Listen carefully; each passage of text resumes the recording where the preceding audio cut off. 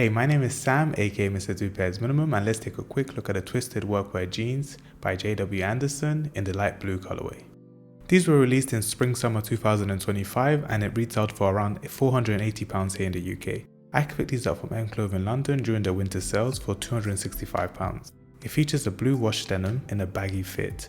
The unique twisted effect can be seen on the stitching details and the slanted waistband. A stitched anchor logo can be seen on the front pocket, plus the hammer loop and larger branded leather patch pulls inspiration from the utility workwear influences. I like details like the engraved metal shank, buttons and the logo rivets. These are also made in Italy, but the latest season pairs are made in Japan.